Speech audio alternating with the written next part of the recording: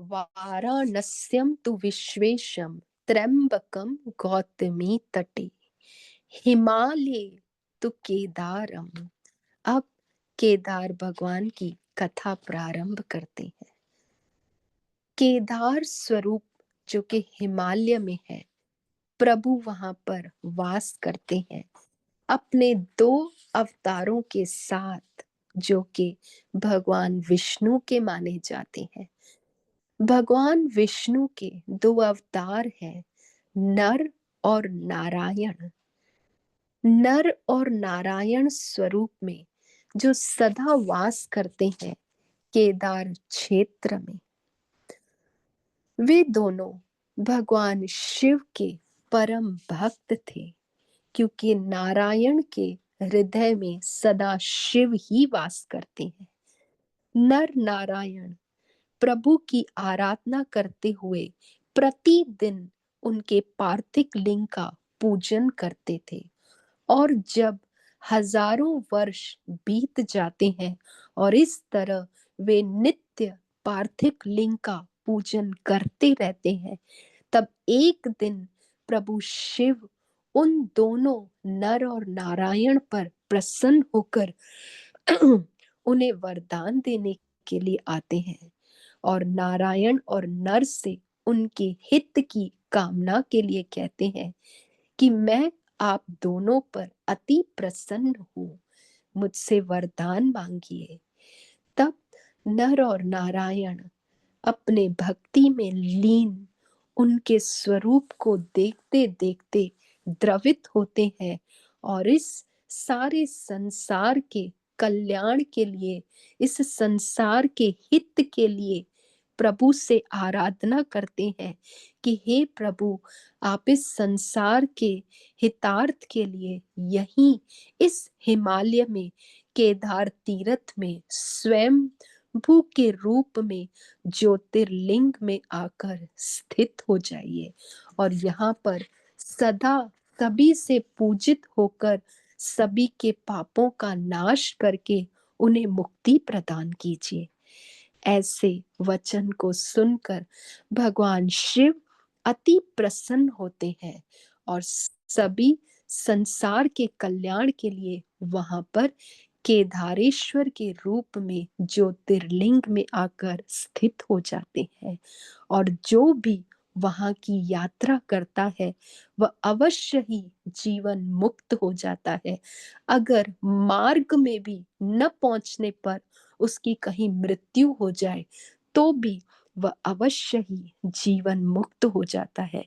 और कहते हैं कि यहाँ पर आकर जो कंकण या कड़ा चढ़ाता है वह भी प्रभु के स्वरूप का दर्शन करके पापों से मुक्ति को प्राप्त करता है। ऐसे केदारनाथ स्वरूप को हम कोटि कोटि नमन करते हैं। कहते हैं कि केदारनाथ की उस चोटी पर माता मंदाकिनी का वास है और इधर दूसरी ओर बद्री का वन में, जहां पर बद्री का आश्रम में प्रभु नारायण स्वयं रहते हैं, वहां पर अलकनंदा वास करती है। ये दो माता गंगा की ही धाराएं हैं। बद्री का आश्रम में अलकनंदा और केदारनाथ में माता मंदाकिनी, ये दोनों गंगा की धाराएं नीचे आती हैं और रुद्र प्रयाग में आकर मिलती हैं और रुद्र प्रयाग से होती हुई धीरे धीरे आके हरिद्वार और ऋषिकेश में देव प्रयाग में संगम में आके मिलती है और यही प्रयागराज कहलाता है। तो जो भी इस प्रयागराज में इस गंगा के संगम में आकर स्नान करता है, उन्हें केदारनाथ और बद्रीनाथ का भी पुण्य प्राप्त होता है। तो ऐसे महागंगा को हम कोटि कोटि नमन करते हैं, प्रभु केदारेश्वर को भी कोटि कोटि नमन करते हैं।